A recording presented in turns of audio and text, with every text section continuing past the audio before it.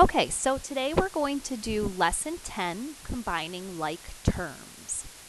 So combining like terms works when we're looking at problems that are adding and or subtracting. So it could be one or the other or both. Any problems that involve variables. So looking at some review problems, it says to write an equivalent expression to demonstrate the relationship between addition and multiplication. So if you recall, what we did for problems like this was we would count how many of each letter there were. So there's 3 A's, so that's 3A.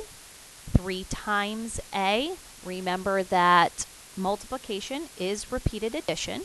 So we're multiplying together here, 3 and A. For the next piece, we have 2 B's, so that's 2B. And then we have 1, 2, 3, 4 C's, so plus 4C. Now in this problem, we have 3 terms, 3A, 2B, 4C. So when we're talking about terms, that's what we're talking about combining. Now, they must be alike. So in this problem currently, the 3A, the 2B, and the 4C are not like terms. In order to be like, they have to have the same variable. So just how we combined like terms here, we combined together 3 A's. 1A plus 1A plus 1A makes 3A. 1B plus 1B makes 2B. 1C plus 1C plus 1C plus 1C makes 4C. So we combined like terms. So it was just another way of rewriting this repeated addition as multiplication. So number 2, in the same sense, we're going to combine like terms in the fact that we're going to combine together all of the H's. So each term of an H will be added together. So we've got 1, 2, 3, 4, 5 H plus 2G. Notice I'm not combining together the 5H and the 2G because they are not like terms. For number 3, I have 1, 2, 3J plus 1, 2, 3K. Okay, and once again, I'm not combining together 3J plus 3K because they're different terms. One is dealing with J's and one is dealing with K's. And when we're adding or subtracting, which we'll see in a little bit, you can't combine unlike terms. Okay, so let's look at some more examples. Now we're going to combine like terms when it's not just a single variable.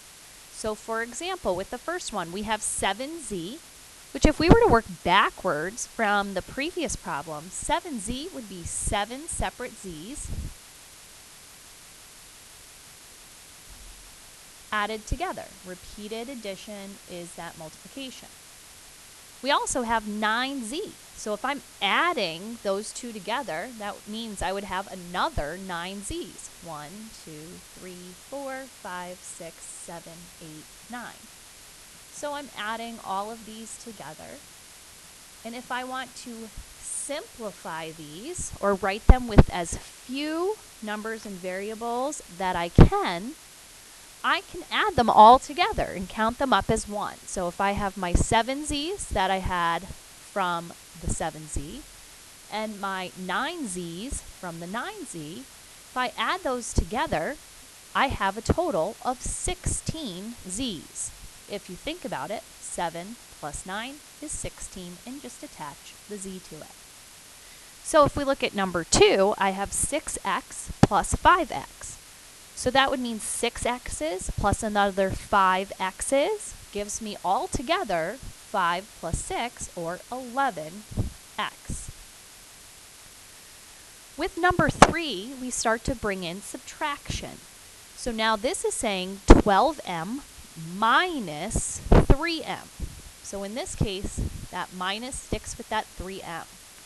So if I had 12m's and I took away 3m, I would be left with 9m because 12 minus 3 is 9. Same thing then for number 4. If you have 12y minus 5y, 12 minus 5 is 7 y's. Looking at the next one, we're going to start involving more terms than just the terms that we're going to combine. So if you look at problem 5, this has 3 terms in the problem. We have 6c, we have negative 5. Whenever we have a subtraction, that goes along with the term that's right after it. So this is considered a negative 5 for the term. And then we have plus 7c. So it's 6c minus 5 plus 7c. Now in these 3 terms, we have 2 that are like terms. 2 of them have the letter c attached. So these are our 2 like terms. We can combine them. 6c is a positive 6c, and we're adding 7c to that. So 6c plus 7c, 6 plus 7 is 13, that makes 13c. Now, because we have this added term here that's not a like term, we would just do what it says, subtract 5. So we've taken a 3-term problem and simplified it to a 2-term problem, 13c and the negative 5 or the minus 5. With number 6, once again we have 3 terms.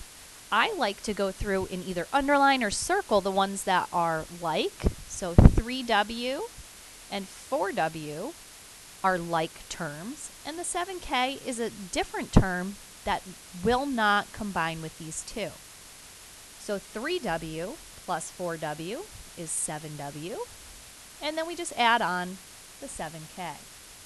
It's addition because before that 7k is an addition sign. Looking at the next one, to combine like terms, I'm going to start by underlining my like terms, 2t, 7t, and a minus 3t, or negative 3t.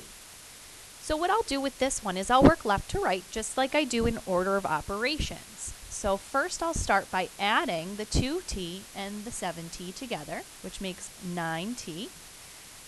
And then I'll rewrite that I'm going to subtract 3t from that. 9 minus 3 is 6. So I simplified this down to 1 term from the 3 terms I had originally. Now number 8 is a little bit different. It's a little bit more of a challenge. If you look, we have 3 terms, 4, a minus 6xy, and a plus 7xy. So what this is saying is we have 2 like terms here. 2 of them have x, y attached to them. So those 2 are like terms. If you look at this though, it's a minus 6xy. When this happens, it's just a subtraction problem kind of written backwards.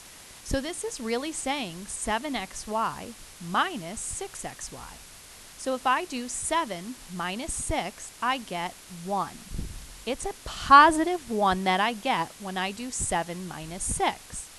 So I'm going to take this 4 and I'm going to add it, because it's a positive 1, to 1xy. Now there are a couple of ways we can write this. With 1 in front as our coefficient, we can actually just drop the 1 and write it as 4 plus xy. So either one of these are acceptable.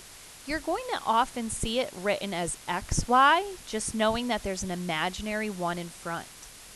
Another way you can write this is using your commutative property of addition. You can switch the order, so xy plus 4 or 1xy plus 4.